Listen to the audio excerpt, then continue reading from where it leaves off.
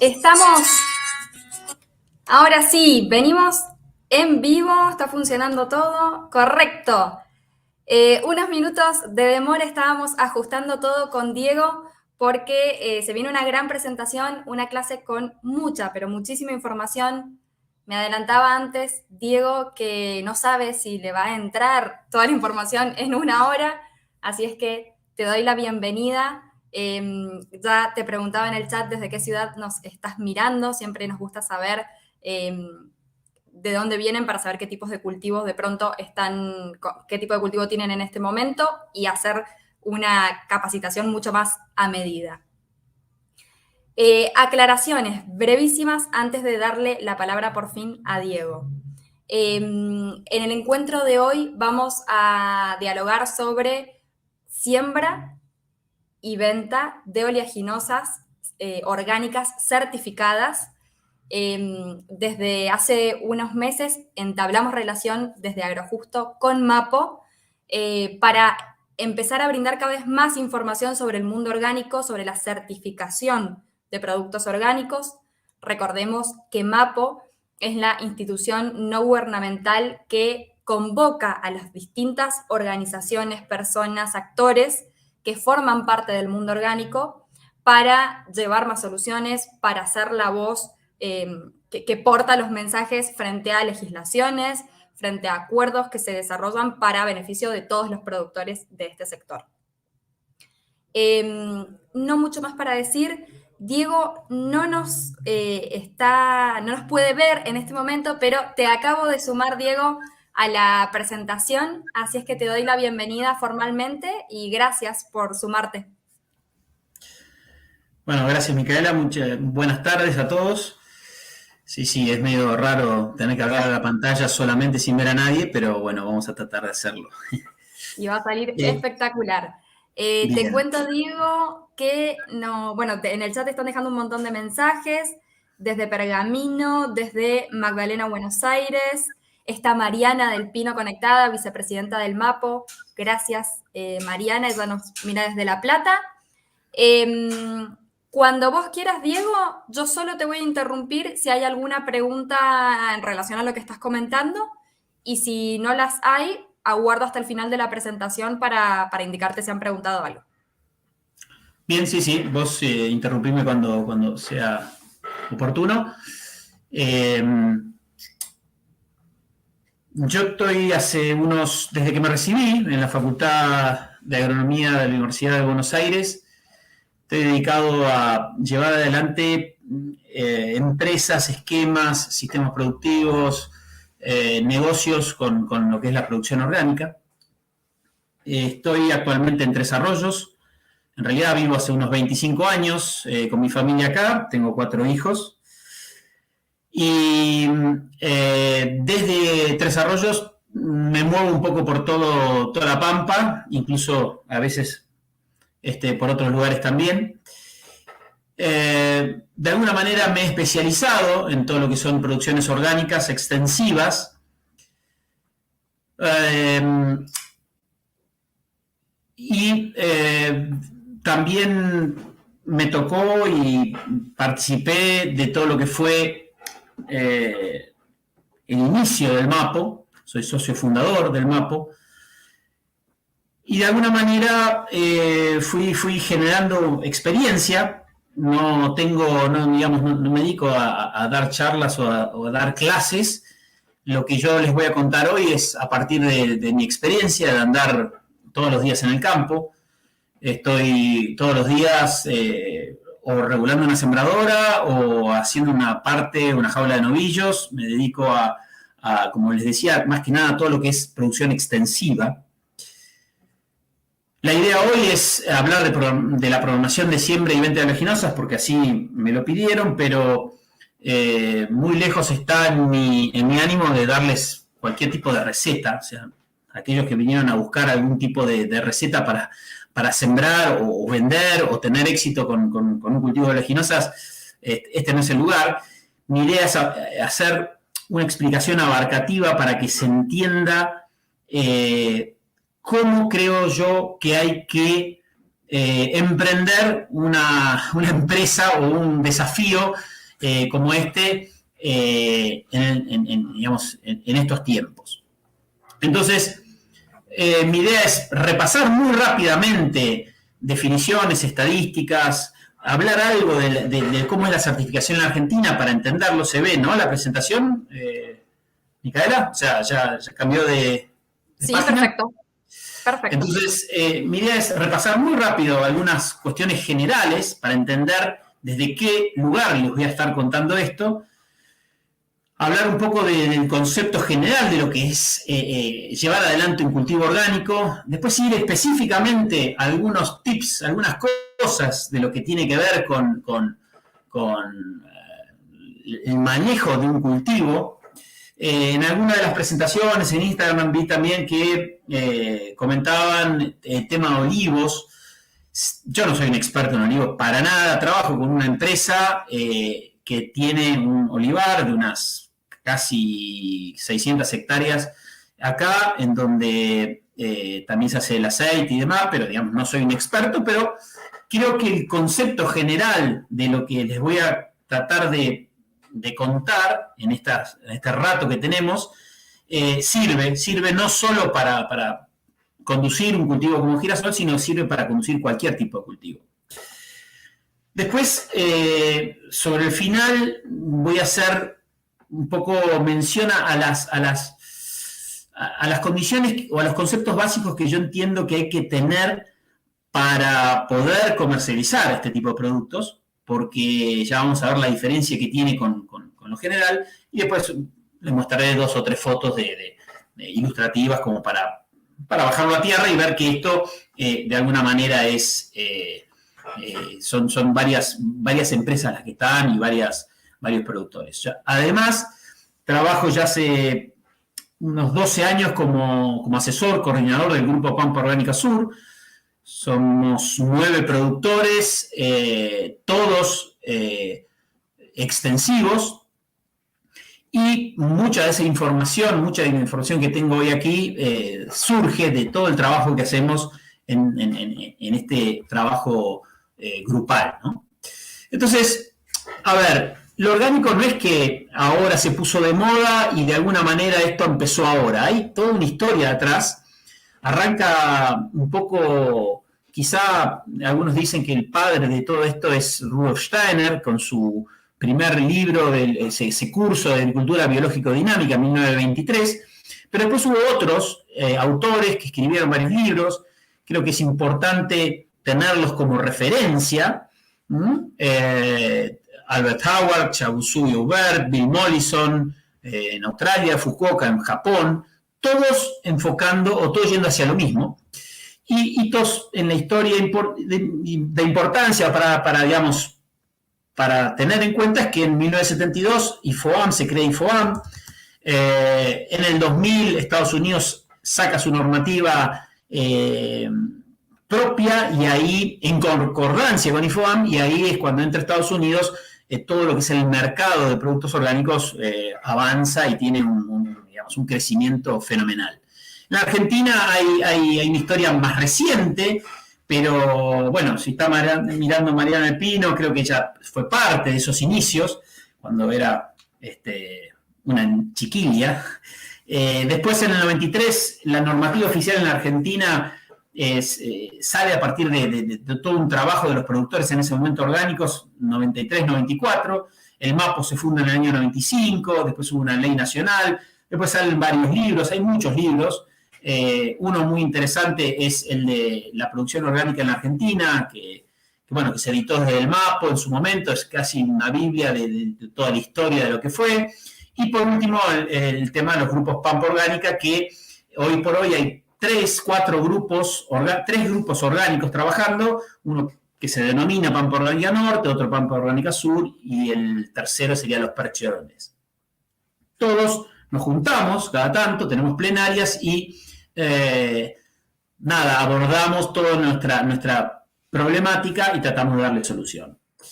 Es decir, que es como que, digamos, hay muchas corrientes que todas tratan de llegar al mismo objetivo. Algunos se denominan biodinámicos, la permacultura. Ahora empezó toda una cuestión con la agricultura regenerativa, la agricultura natural de Fukuoka. Hoy desde el INTA y desde el Ministerio bonaerense, y, digamos, hay toda digamos, una movida para impulsar la agricultura que se denominó agroecológica, pero, digamos, desde el momento que se certifica, todo pasa a ser orgánico. Es decir, me parece que poner foco en la discusión de las diferencias es inútil. Yo creo que todos estamos más o menos queriendo lo mismo, con lo cual yo, para mi modo de ver, con matices y con diferencias, es todo lo mismo, ¿no?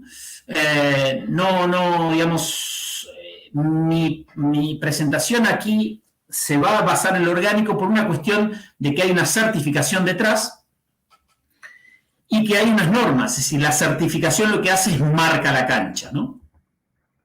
Entonces, se entiende por ecológico a todo un sistema de producción sustentable en el tiempo, que con el uso racional de los recursos y sin el uso de sustancias químicas, y que mantenga e incremente la diversidad biológica y fertilidad del suelo, permita una identificación clara del producto con un sistema de certificación. Esta es la definición de la norma argentina, que, insisto, es en concordancia con las normas internacionales. No difiere mucho de lo que por ahí uno puede encontrar en las normas de Alemania, de Francia o de cualquier lugar del mundo.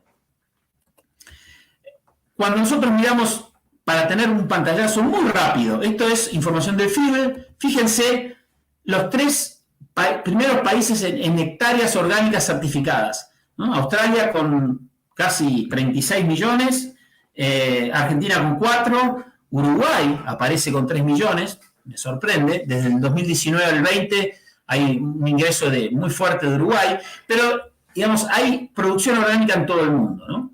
Cuando vamos a la Argentina, vemos que la superficie, más allá de la cantidad, es interesante ver, esto es información de SENASA, información oficial, pero es interesante ver cómo crece, siempre ha crecido, con algún ida y vuelta, con alguna subida y una bajada, digamos, pero la superficie orgánica cosechada hoy en la Argentina ronda los 100.000 hectáreas. Eso puede parecer poco, mucho. Aquí se consigna la superficie cosechada, no la superficie que está bajo certificación.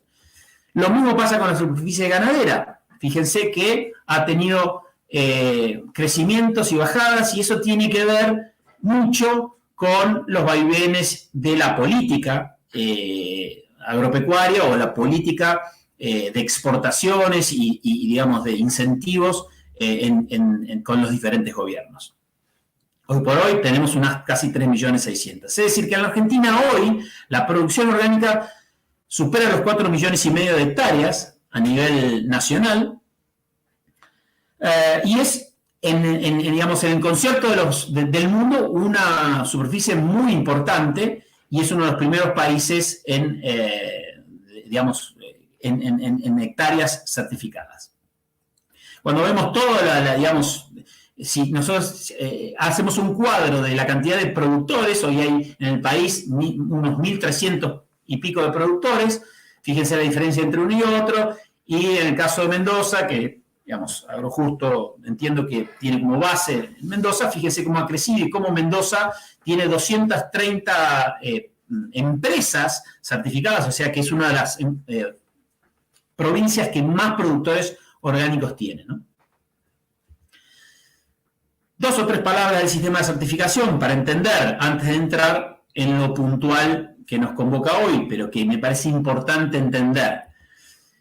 La certificación es un proceso de control. ¿Por qué digo esto? Porque me ha pasado que productores me llaman y dicen, no, ingeniero, tengo un girasol en el silo, yo lo hice sin nada, es orgánico.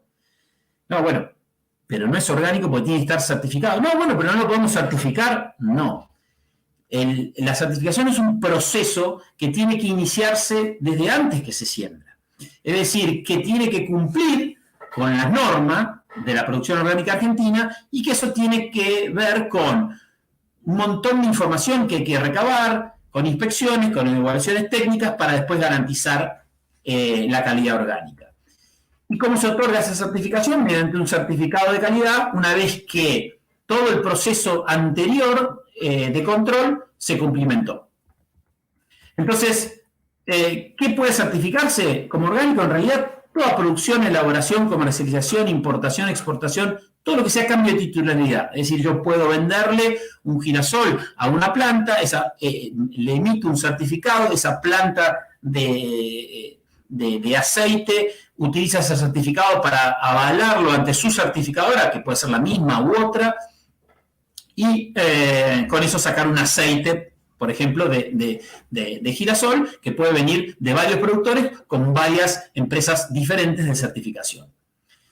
¿Y quién realiza esa certificación? En la Argentina está tercerizado en privados. No es SENASA quien certifica, sino que son empresas privadas que están acreditadas ante SENASA. SENASA lo que hace es audita a esas empresas y las empresas a su vez nos hacen el control y nos dan a nosotros el servicio de la certificación, del certificado. Entonces, la certificadora en realidad participa de todo el proceso, ¿no? Desde el productor, la elaboración, el fraccionamiento, y en el caso de exportación, mercado interno o convencional, la certificadora tiene que estar, realizando y garantizando la trazabilidad de un producto desde la semilla hasta, en este caso, supongamos, el bin o el frasco o la botella de aceite como producto final. Entonces, todos esos pasos de certificación son bastante complejos y en general son bastante tediosos, vamos a decir la verdad, en donde hay que firmar un acuerdo, recibir a los inspectores, llenar un montón de informes, eso se evalúa y después, hacia el final, cuando uno hizo todos los deberes y está todo bien, se puede tener en definitiva el certificado. Esto me parece importante aclararlo porque hoy por hoy hay muchísima producción que se denomina o se autodenomina agroecológica y allí el producto agroecológico no cumple con normas, sino de alguna manera o se basa en la confianza que genera el productor con lo que vende. Entonces, en realidad, lo que está pasando en el mercado es que los productores agroecológicos terminan volcando la producción en el mercado convencional, se mezcla y se pierde la identidad. Y de alguna manera, ese producto, a mí me parece que es una lástima que pierda la trazabilidad y que la población se pierda de tener un producto diferente porque en definitiva termina mezclándose en el mercado convencional. Es decir, un productor de girasol orgánico, agroecológico, no puede garantizar esa trazabilidad, con lo cual no puede o no llega a captar los premios o los sobreprecios que puede llegar a tener un producto orgánico certificado, que los hay, ¿no? En los premios. Entonces, yendo ya más hacia lo que es la producción propiamente dicha, me gustaría primero entender el marco conceptual. Nosotros, hoy por hoy, la agricultura se basa en una tecnología de insumos. Está cambiando, últimamente hay toda una revisión, hay toda una cuestión que tiene que ver con los problemas que está generando la agricultura moderna con respecto a malezas resistentes, a degradación de los recursos. Pero digamos que, si lo simplificamos, es una tecnología de insumos. Son insumos materiales. Yo compro la semilla, compro el herbicida, compro el fungicida, el fertilizante, la semilla. Tienen un costo económico, una baja de dedicación, porque es como que si hubiera una receta. Son de uso sencillo, rutinario, y son principalmente, coyunturales. Es decir, yo necesito mejorar esa fertilidad, aplico un fertilizante. Necesito sacarme del medio de las malezas, aplico un herbicida, ¿no? Entonces, son insumos materiales que se compran, tienen costo económico, tienen una receta, tantos litros, tantos kilos, ¿no? Y su uso es principalmente coyuntural. Ahora, cuando nosotros planteamos una producción orgánica, claramente nos tenemos que parar en lo que se llama una tecnología de procesos, que los procesos son inmateriales, se manejan, yo no puedo controlar nada, yo no puedo controlar las malezas, yo trato de manejar de la mejor manera posible el proceso del malezamiento o trato de conocer la dinámica poblacional de las malezas de manera de manejar mejor el problema o no pongamos con el título de problema, digamos, no tengo que manejar la situación del cultivo para poder lograr cosecha. Entonces, tienen un costo intelectual, es decir, yo tengo que entender cómo son los procesos, insisto, la dinámica poblacional de las malezas, el ciclo del nitrógeno, en el caso de la producción ganadera, todo lo que significa el pastoreo, las deyecciones, en fin, tiene una alta dedicación y control, una administración compleja y muchas veces tiene que ser creativa, y son cuestiones principalmente estructurales. Yo no puedo echar mano a un insumo para que me solucione un problema. Entonces, yo tengo que pensar la cosa antes y armar un esquema, que ahora vamos a ver, que tiene que ver con la rotación y con la mirada del todo, para que yo tenga éxito con ese cultivo. Entonces, ¿qué es lo que me pasa a mí como técnico cuando me junto con el productor? Me dice, bueno, Diego, ¿qué hacemos este año? Entonces, si por alguna razón ese productor viene hace poco me llamó un productor con el cual todavía no trabajo y me dice, no, yo voy a hacer girasol. Ajá. ¿Y por qué? No, porque quiero hacer girasol. Y a veces eso, me genera muchas dudas porque, a ver,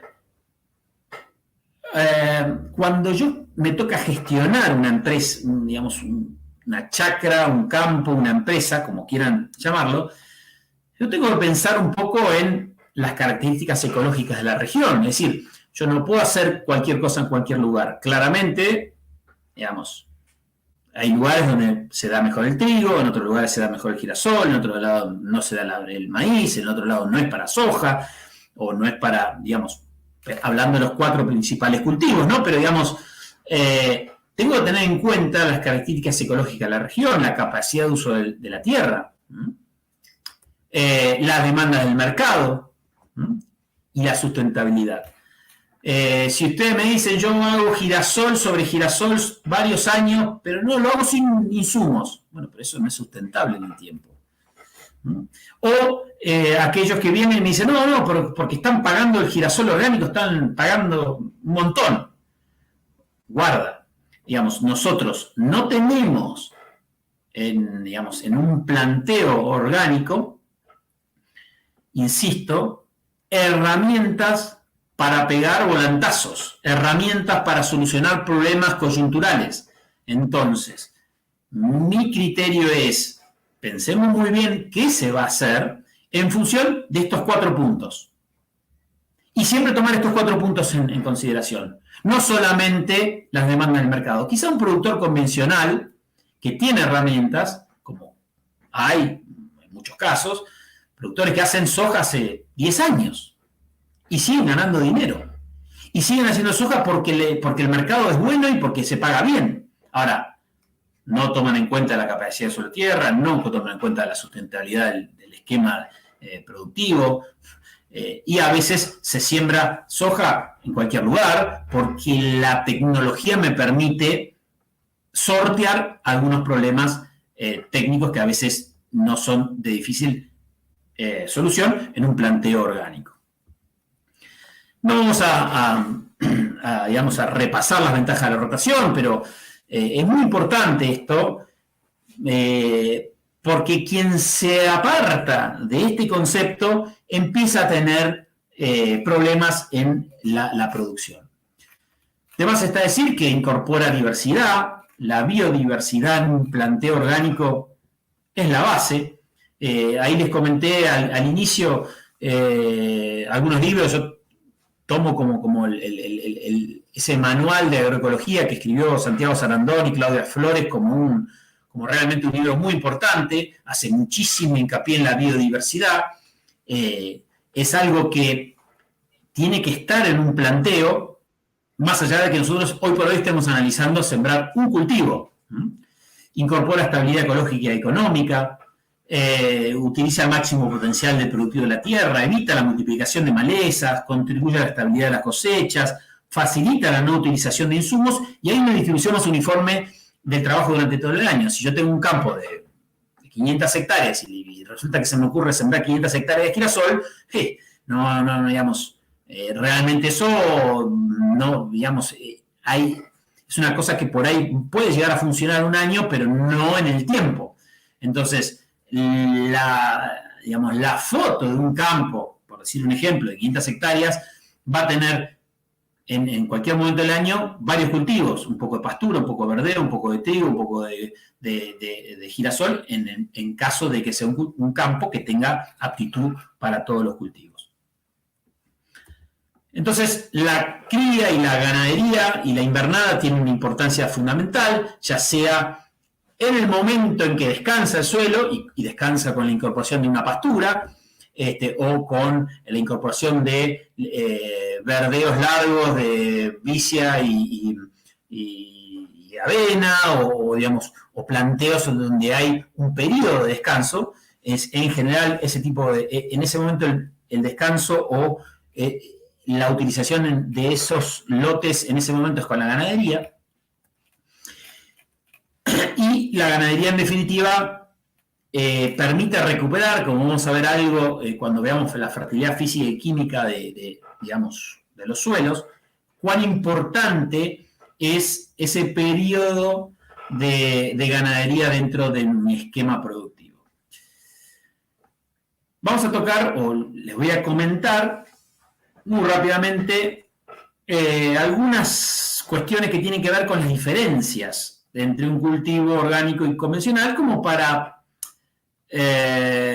hacer foco en lo que hay que tener en cuenta, sin entrar en todo el desarrollo de cómo se hace un cultivo, porque entiendo que eso de alguna manera ya digamos, cada productor lo tiene incorporado. Es decir, no voy a estar explicando ahora exactamente cómo hay que hacer cada cosa, sino me gustaría comentar las diferencias, o los avances, o algunas cuestiones que son interesantes, que estamos viendo hoy por hoy en cada uno de los productores que estamos haciendo este tipo de sistema productivo. Con respecto a la labranza, hoy por hoy seguimos utilizando la labranza convencional, es decir, remoción del suelo. Si bien cada vez hay más información, esta es una pequeña foto de un verdeo de centeno que se rolea para después sembrar sobre ese centeno, o sea, hacer una siembra directa en orgánico. Hay algo avanzado en ese aspecto. Con el grupo hace unos años fuimos a Estados Unidos, al Rodale Institute y a la Universidad de Pensilvania a ver esto, que es como si fuera una novedad o un avance tecnológico en lo que se refiere a siembra orgánica en directa. Es interesante.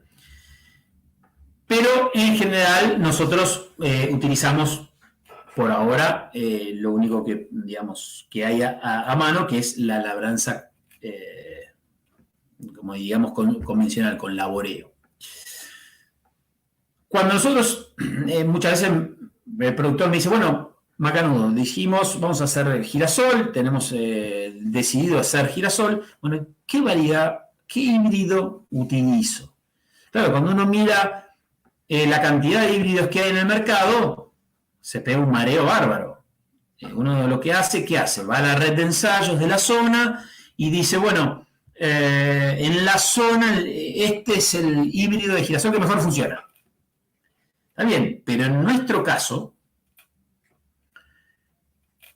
tenemos que tener en cuenta algunos aspectos importantes.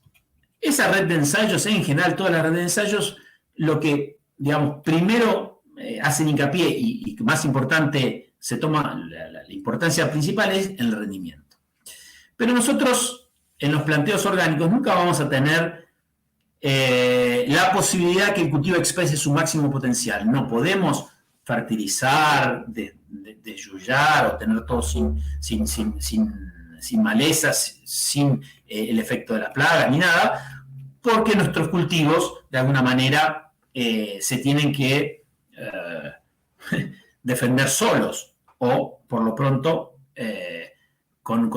digamos, en un contexto donde no van a tener insumos que los apoyen o acompañen. Entonces, muchas veces, cuando tenemos que elegir el híbrido de girasol, en este caso, o de soja o de cualquier especie, tenemos que pensar en los atributos que mejor se acoplen a nuestro sistema productivo. En el caso del girasoles de gran porte, altos, es muy diferente cosechar un girasol de 1,5 metros, 2 metros de altura, a que sea un girasol petizo de menos de 1 metro, que los hay, que puede ser muy productivo, que tenga un potencial muy alto de producción, pero que sea muy malo para competir frente a las malezas. Es decir, busco habilidad competitiva frente a las malezas, busco resistencia a enfermedades, porque no voy a poder aplicar fungicidas, busco características que tengan mayores atributos a la hora de poder defenderse solo. Calibres más altos, es decir, no me conviene sembrar un girasol grado 3 especial, que es chiquito y muy desparejo. Me va a convenir sembrar semillas más grandes o buscar los calibres más grandes, de manera tal de que esa semilla tenga un capital, se dice un capital más alto, ¿no? Otra cuestión a tomar en cuenta es la densidad de siembra. No, muchas veces escucho que los productores dicen, no hay que echar más. No, a ver, guarda. En algunos cultivos sí, en otros no. En girasol hay un concepto de densidad óptima. Muchas veces me dicen, no, pero ¿podemos usar fertilizantes? Sí, se pueden usar fertilizantes, pero yo creo que es más importante tener en cuenta el concepto de la rotación. Fíjense, no sé si se ve el cursor, pero aquí es un ensayo de largo plazo, se en el INTA Balcarce, ya hace muchos años, porque estos ensayos ya no se hacen más, porque este es un ensayo que puede ajustar bastante a lo que hacemos nosotros, porque plantea un ensayo de más de 20 años, o de casi, en este caso, 15 años, comparando cultivos continuos a, esta curva de continuous cropping, a un sistema donde alterne 50% de agricultura con ganadería.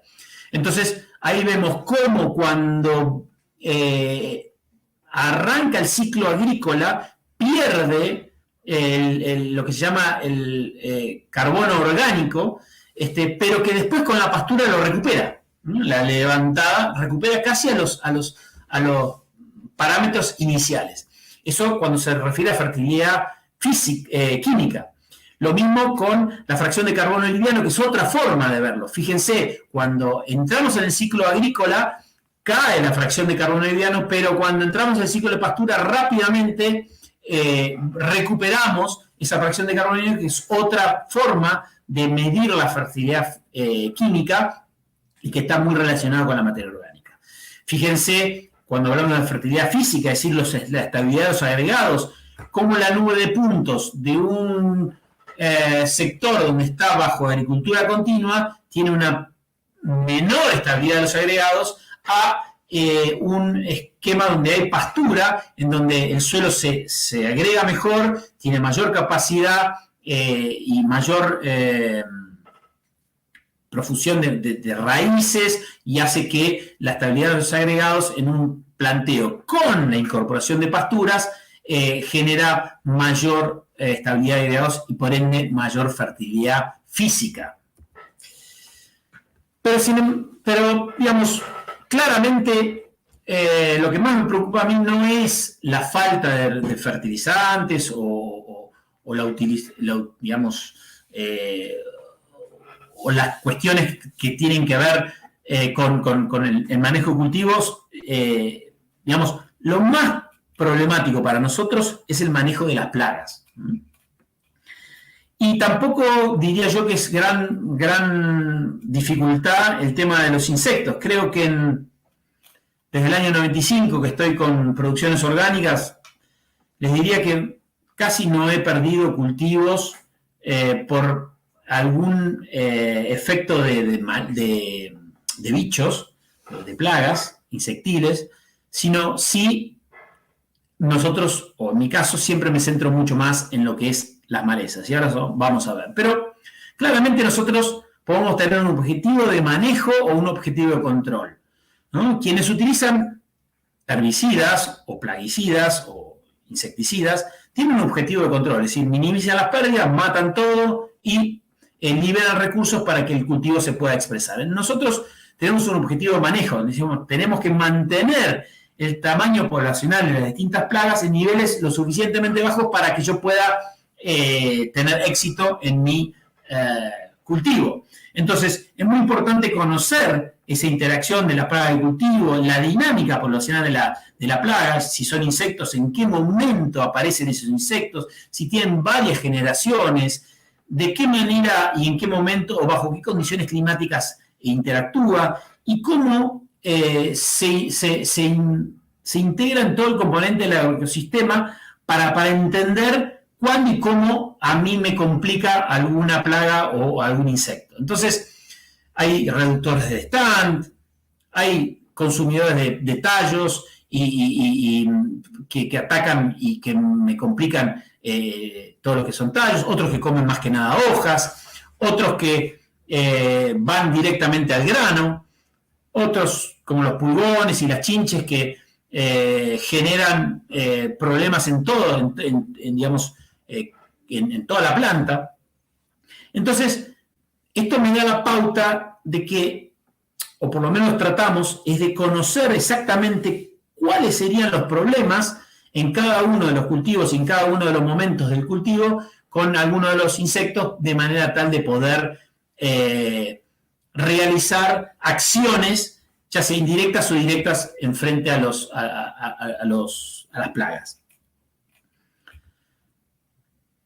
Claro, existe ya hace unos años, ustedes tipean en Google, listado oficial de insumos comerciales para la producción orgánica, y hoy por hoy el SENASA nos muestra toda la batería de insumos que se pueden utilizar en agricultura orgánica.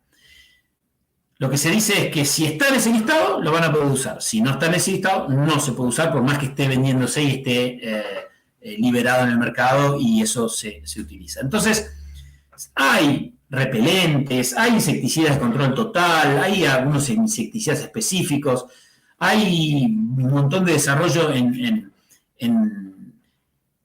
Europa, más que nada, en la liberación de algunos insectos para control de los insectos, o sea, insectos benéficos que controlan insectos dañinos. En definitiva, hay una batería de insumos que varía de año a año, se van incorporando insumos, con lo cual hoy hay un montón de productos que se pueden utilizar, pero que en la realidad los productores orgánicos utilizamos poco. Pero cada cultivo puede tener algún insumo que es importante y que hace a la diferencia, ¿no? Entonces, le decía que hay, digamos, que el principal problema, a mi modo de ver, son las malezas. Fíjense, este girasol tiene toda la quinoa en el medio, ya está escardillado, pero si hay algo que me ha hecho perder producción y que me ha hecho perder cultivos es la irrupción de las malezas. Entonces, claro, la maleza es una especie que de alguna manera compite con el cultivo, ¿no? Interfiriendo en nuestro sistema. Y la característica principal es que tiene un alto grado de ajuste. Generalmente me está molestando justo en el momento en que necesito producir. Entonces, de nuevo, quienes están en producción convencional tienen un objetivo de control, que el alcance es de corto plazo, y el objetivo es liberar al cultivo del efecto perjudicial. Ahora, nosotros, digamos, en general, planteamos un manejo de mucho más largo plazo. Muchas veces yo estoy tomando decisiones en el cultivo anterior para lo que va a pasar en el cultivo posterior. Si bien eso también existe en la agricultura convencional, porque también se hace, en lo orgánico es con mucho más énfasis y con más detalle. Entonces nosotros lo que tenemos que lograr es que los lotes estén lo suficientemente limpios como para que, insisto, tenga algún tipo de cosecha en ese año. Entonces hay muchos, digamos, efectos o factores que modulan la competencia del cultivo. Por eso que digamos, en cada cultivo tenemos que tener en cuenta qué tipo de genotipo, o sea, qué híbrido elijo, qué densidad le pongo, si la distancia entre hileras. En girasol hablamos muchas veces de que sería ideal 52 a 52 centímetros más que a 70, pero también las máquinas que van a desmalezar a 52 son bastante complicadas. En fin, buscamos el momento de siembra, si hay riego o no hay riego. He sembrado girasol orgánico en la zona de riego de la provincia de Buenos Aires, que puede ser parecido a lo que puede llegar a pasar en Mendoza o en otras zonas, y el riego tiene, digamos, una dinámica y un impacto que hay que tenerlo muy en cuenta. En definitiva, hay que tomar decisiones en el manejo de malezas que, en definitiva, nos hacen hacer muchas preguntas, ¿no? O sea, a veces nosotros vamos a tener manejos o decisiones que apuntan al manejo directo de las malezas o a decisiones que tienen una cuestión más indirecta, ¿no? Esto es una soja en la zona de Corfo Río Colorado con riego, ven que está muy limpia. Entonces, digamos, cuando tengo acciones directas que hacer frente a las malezas, siempre hablamos de lo que es control mecánico. Entonces, podemos hablar de máquinas pre-siembra y de máquinas post-siembra. E incluso algunas de las máquinas podemos usarlas también ya con el cultivo implantado, ¿no? Como puede ser una rastra rotativa o rastra de dientes. Entonces va a depender de qué tipo de suelo tenemos, si hay pendientes, si no hay pendientes, si son suelos lábiles o susceptibles a la erosión por viento. Entonces, dependiendo de cada caso, tenemos que usar con mucho cuidado las herramientas. Con respecto a la rastra de dientes y rotativa, también se tiene que dar ciertas condiciones de trabajo para que sea efectiva digamos, el pasado de una rastra de dientes o una rotativa para que me saque malezas. Entonces, hay diferentes periodos críticos de competencia, no lo vamos a mirar. Me interesa ver 2 o 3 salidas de investigaciones del INTA Pergamino. Hace unos años había un módulo de producción orgánica, durante muchos años funcionó un módulo de producción orgánica en el INTA Pergamino, donde había 5 hectáreas de cada uno de los 4 cultivos más importantes, trigo, girasol, maíz y soja, y se hicieron muchos ensayos, acá algunos, como para que vean que ya el INTA y nosotros como grupo de productores empezamos a generar información que ya está disponible para los productores nuevos que quieren ingresar, a diferencia de lo que nos pasaba hace 25 años cuando esto era todo nuevo para nosotros. Fíjense, aquí un girasol sembrado el 19 de octubre, con 200 kilos de roca fosfórica, con una rotativa, un escarrillo y un rendimiento en definitiva de 30 quintales casi, ¿no?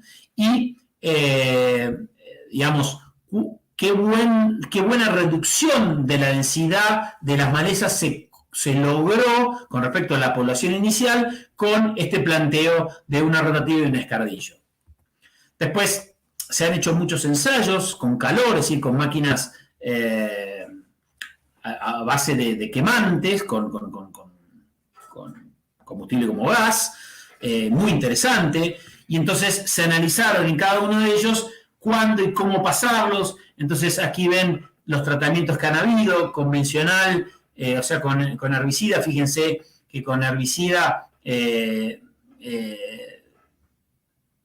o digamos con un tratamiento convencional, el porcentaje de control es muy bueno y el rendimiento es el máximo, pero también se hicieron ensayos con calor y rotativa, rotativa y calor y escardillo, como para analizar otras diferencias o otras posibilidades de control de malezas en el sur, con los cultivos que son de escarba, se dice, o que se siembran a 52 o a 70 centímetros entre hileras.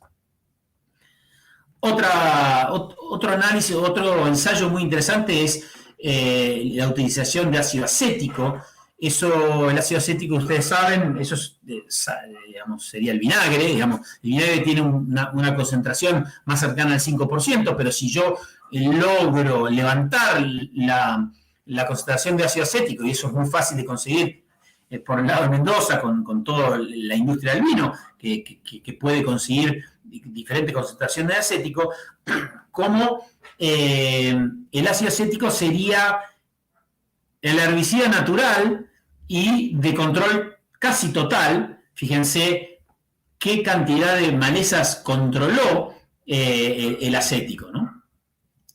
Que bueno, en este caso, por ejemplo, acá abajo dice el control de quinoa fue deficiente. Es decir, con esto que quiero contarles, que hay avances, hay ahora también algunos desecantes orgánicos, en fin, hay productos que cada vez la tecnología va incorporando para utilizar en nuestros cultivos.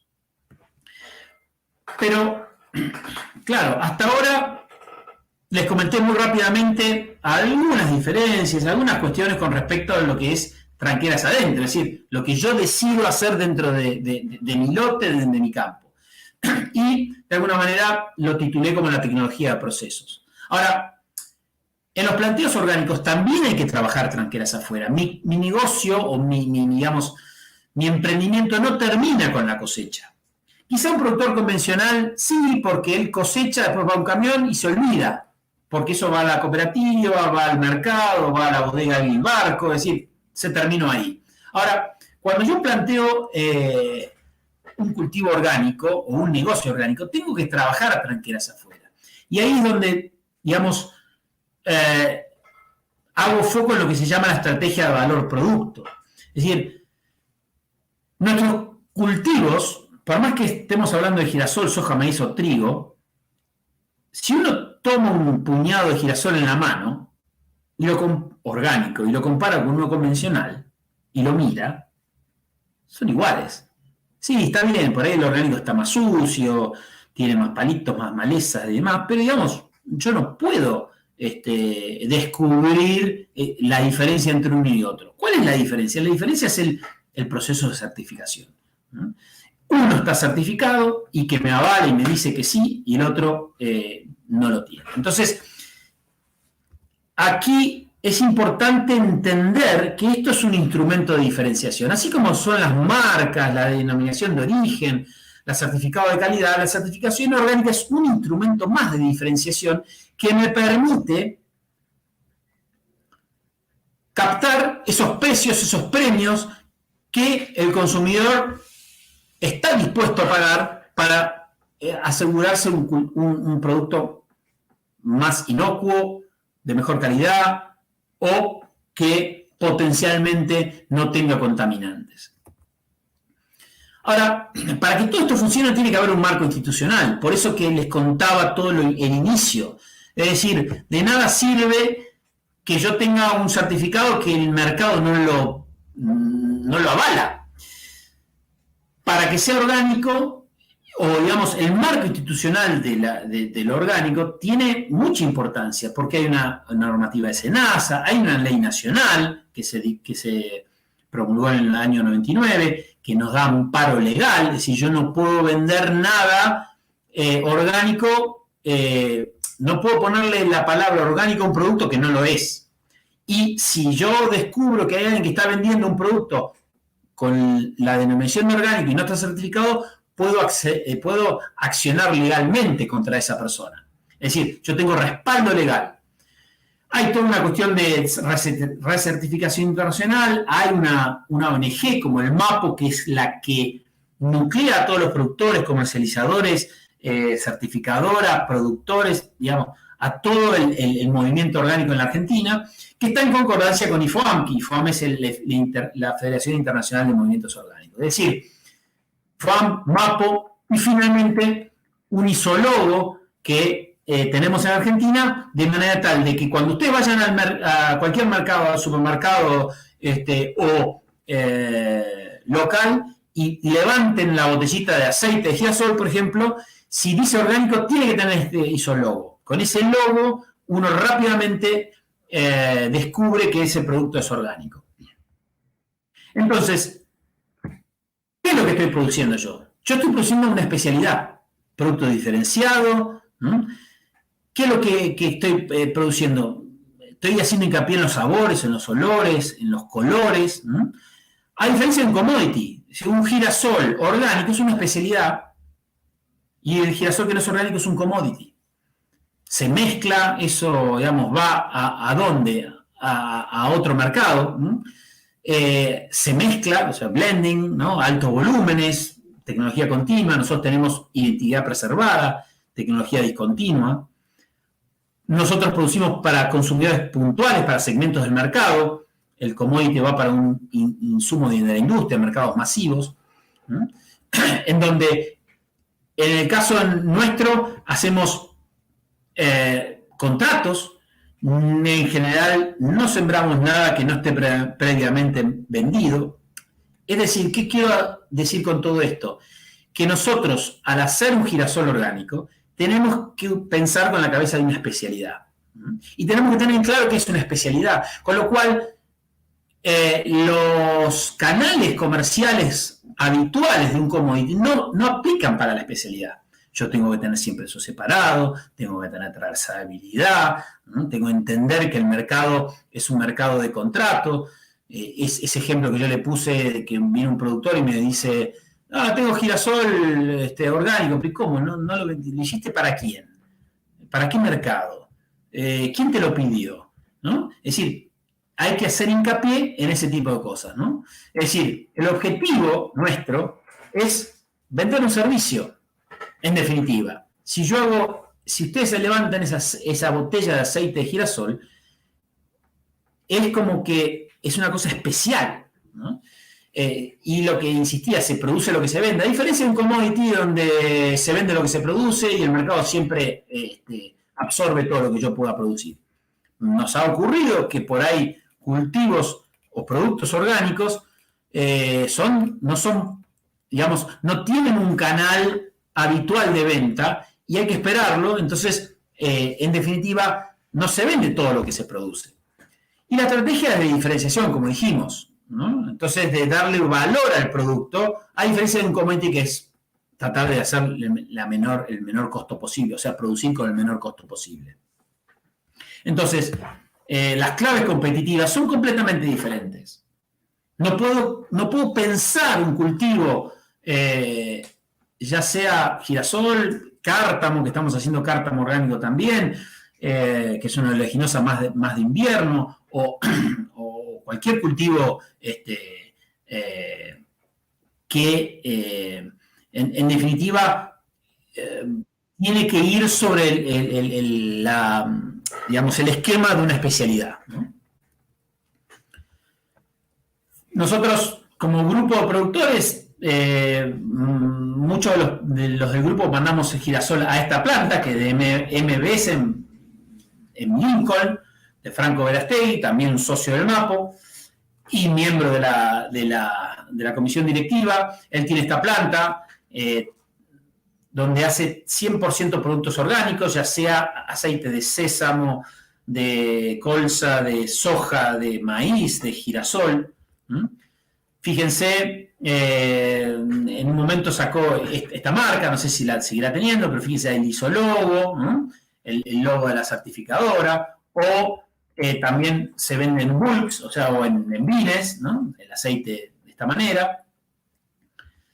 Yo, en mi caso, trabajo también eventualmente con Biolid, que es una empresa que tiene, ustedes saben que Dorrego tiene toda una zona muy buena olivícola. De hecho, los que saben dicen que el mejor aceite de oliva de la Argentina en cuanto a calidad sale de esta zona. Son olivares muy antiguos, al viejo estilo, con una disposición antigua, o sea, digamos, con árboles grandes, no súper intensivo o con los planteos modernos en donde está todo mecanizado. Fíjense las malezas en el medio. La cosecha es manual, con las mallas abajo y meta vara para sacar la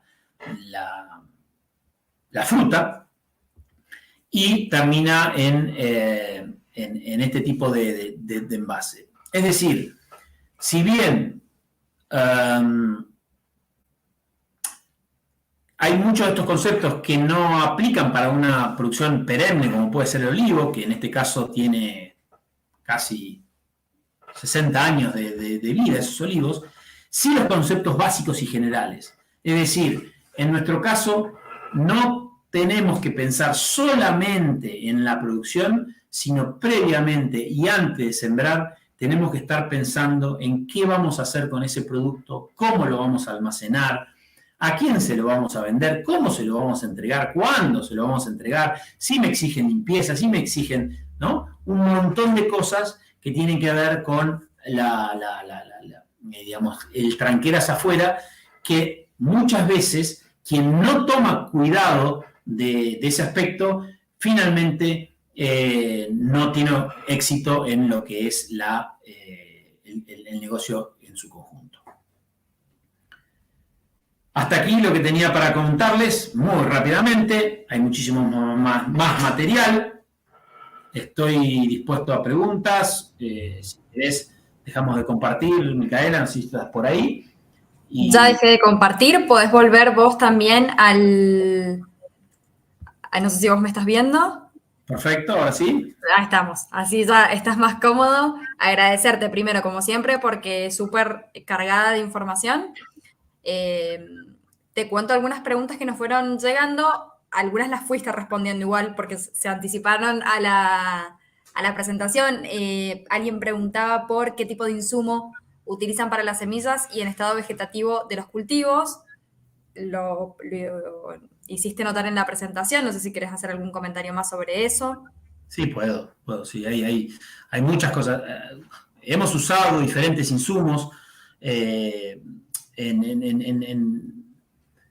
un caso en particular que teníamos mucho problema con insectos de suelo, hicimos algunos preparados naturales de extracto de ajo para hacer repelentes y hoy también hay muchos inoculantes que van que se pueden utilizar por la semilla, que son, digamos, un montón de bacterias que solubilizan el fósforo y el nitrógeno o que toman nitrógeno atmosférico. Es decir, hoy hay insumos, se pueden probar. La realidad es que lo usamos bastante poco y podríamos usarlo un poco más, pero siempre estamos volcándonos a las investigaciones que puede hacer el INTA para que nos dé más data, ¿no?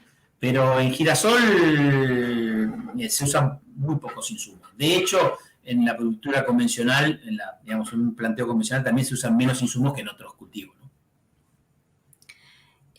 Hay otra pregunta de Sebastián, acá está, que me parece súper interesante. No sé si tendrás toda la información. ¿El costo de la certificación cómo se calcula? La certificación es un costo anual, es como si fuera una membresía anual, que hoy por hoy, no me acuerdo cuánto es, pero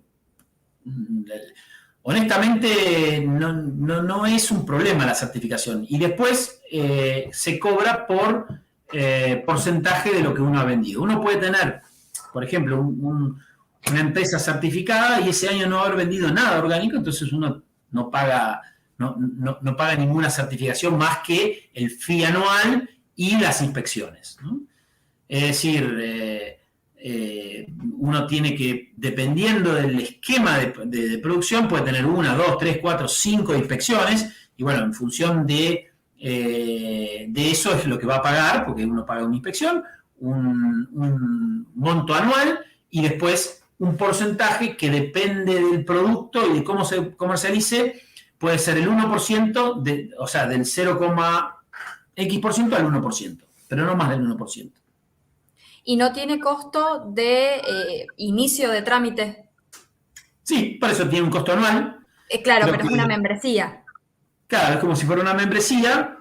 Me van a matar la certificadora. Yo trabajo hace 25 años con la certificadora. De paso, las invitamos y abrimos el juego porque lo orgánico las involucra también, entonces a las 4 certificadoras oficiales les abrimos la puerta para que nos vengan a contar el paso a paso específico de la certificación y todos los temas que surgen de acá.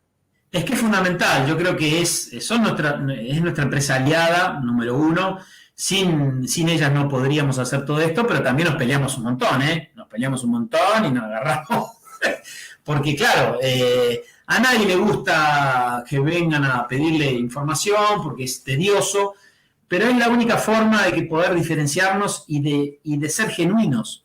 No digo que un agroecológico no lo sea, pero digamos, de alguna manera, yo trabajo con muchos productores agroecológicos, algunos certificados, otros no, porque yo siempre digo que nosotros somos productores agroecológicos certificados. Es decir, hacemos agroecología en el concepto más amplio del tema, pero a su vez certificamos. ¿Por qué? Porque cuando se necesita trascender digamos, la cercanía y uno tiene que ir hasta mercados más lejanos, lo único que vale hoy por hoy es el certificado. Bien. Germán nos contaba, acá gastamos fortunas en insumos, pero ayudó mucho los fungicidas orgánicos, los inoculantes y usar abejas. Sí, correcto. Cuando nos tocó ir a Estados Unidos, claro, hace unos años nos volvimos locos con todos los insumos que había aprobados para la agricultura orgánica, había muchos. Yo no planteo en ningún caso hacer una agricultura orgánica en base a insumos, por más orgánicos que sean. Uh-huh. De alguna manera trato de hacer mucho foco en una buena rotación de manera tal de que la utilización de insumos, aunque sean orgánicos, sea la menor posible, pero a veces ayudan y mucho. Y en algunos casos pueden llegar a ser determinantes. Bien. Y abejas tiene que ver con la biodiversidad, no porque ve las abejas, pero polinizadores hay 1.000.000 y claramente la agricultura industrial está minando la cantidad de polinizadores naturales que hay en el ambiente y eso hace a que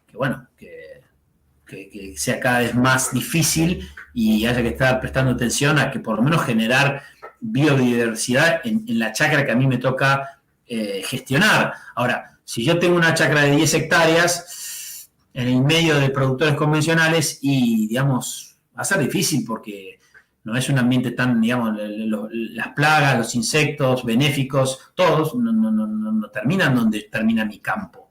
Y eso es hay digamos, un ida y vuelta de los insectos o de las plagas, que bueno, eso va a ser difícil que yo pueda controlar mi diversidad solamente en mi ámbito de decisión. Sobre esto yo quería recordar que sigue en nuestro canal de YouTube y en el de Mapo también el webinar anterior en el que nos acompañó Mariana del Pino y hace foco en esta rotación de cultivos y en el control biológico a partir de bordes verdes, bordes florales. Siempre los dejamos guardados porque también es información que vale la pena consultar frente a la duda puntual. Correcto.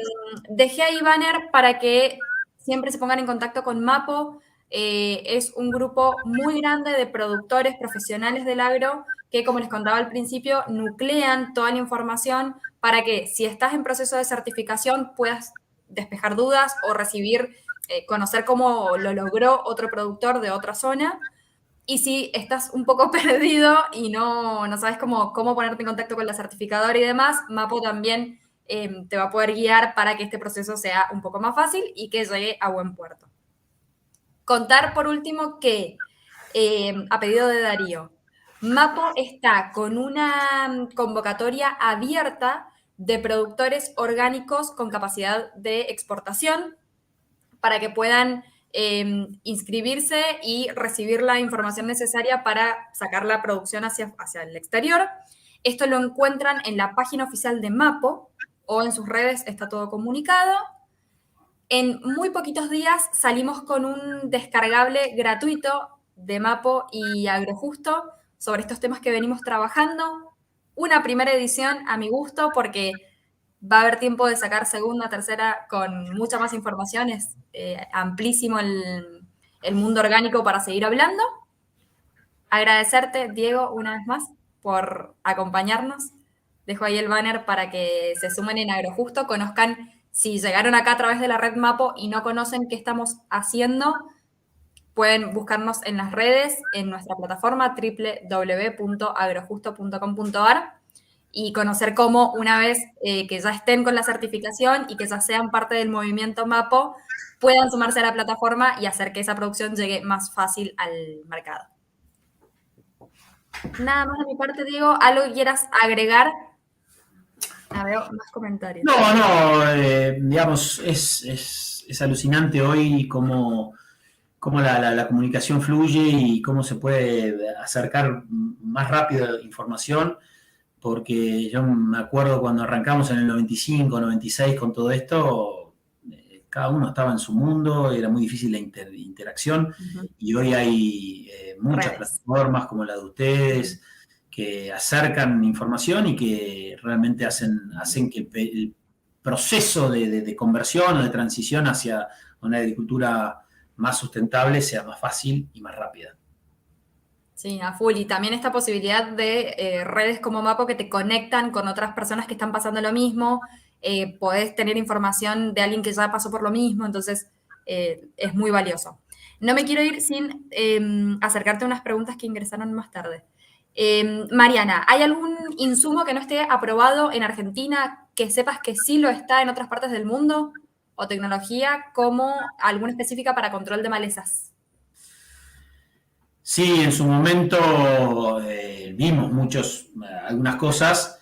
Tecnologías hay muchas que se pueden utilizar y esa va a depender muchísimo de la cuestión económica, ¿no? Es decir, hoy está probado, por ejemplo, que controlar malezas con calor es muy bueno, pero claro, acá es costoso o necesita de gas, que es derivado del petróleo, entonces ahí hace un poquito de ruido.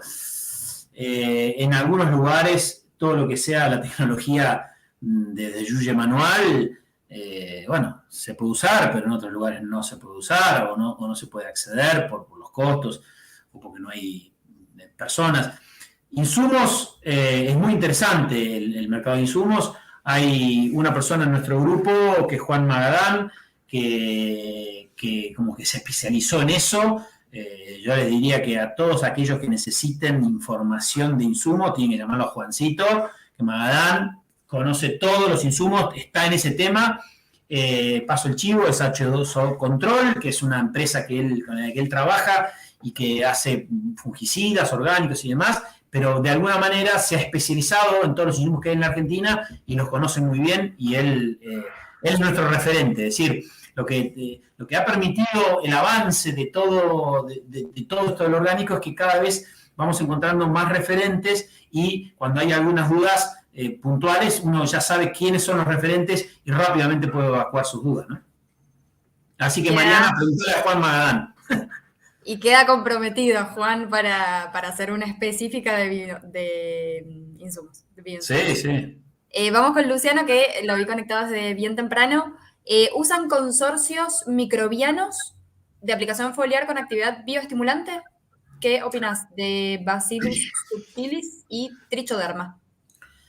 Sí, usamos mucho, por ahí no tanto en girasol, aunque hay y se pueden utilizar, pero hoy por hoy el fungicida más utilizado para control de semillas, digamos, para curado de semillas, como se dice, es con tricoderma, es un producto Rhizoderma, a base de tricoderma, es un complejo excelente de control de hongos en los primeros estadios de los cultivos, más que nada en gramíneas. Y Bacillus, sí, el Bacillus hay varias subespecies, digamos, y hoy hay Bacillus que controlan lepidópteros, Bacillus que controlan otro tipo de orugas. Sí, se usan eventualmente. Y no mucho más. Y consorcios microbianos, hoy hay una batería fenomenal. Incluso hay productos caseros que en algunos casos también llegamos a utilizar. En fin, sí, usamos. No todos, pero sí. Esto me pareció re interesante. Es como, para mí, la gran duda también, si crees que la tecnología biológica a futuro va a poder reemplazar a las agroquímicas o los agroquímicos. No, decididamente no. A ver, ¿Y es teniendo en una cuenta lo que decisión hacen. política o...? Claro, no, digamos, en definitiva, a ver, no. Un herbicida que mata, no sé, gramíneas puntualmente y mata todas las gramíneas, sería, no sé, el futuro deseado que esto pudiera ocurrir, pero falta mucho. Yo creo que falta un montón. Y bueno, es una pregunta súper amplia y súper difícil de contestar, porque Sí. hay diferentes formas de abordarla. Pero digamos, en el país de las maravillas, no olvidémonos que hay intenciones políticas e intereses. mirá, ¿Tiene la capacidad el ecosistema de nutrirse solo? el otro día escuché una charla de un especialista que decía que hay que mirar hacia dónde va el dinero, ¿no? Y todas las empresas de agroquímicos, digamos, las divisiones de las empresas, las divisiones biológicas de las empresas de agroquímicos hoy son las que mayor presupuesto tienen.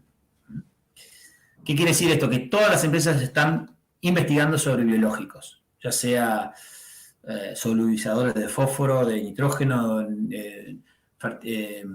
inoculantes que digamos, toman nitrógeno atmosférico, Están siguiendo la tendencia. risas, sí, digamos, todas las empresas están invirtiendo muy fuerte en eso, sí. Pero bueno, yo creo que en el transcurso del tiempo van a salir cada vez más soluciones, ¿no? Para tener una agricultura que no tenga tanta presión en el ambiente con tantos químicos, ¿no? Porque eso realmente es lo que está hoy siendo un problema muy grave y de difícil solución.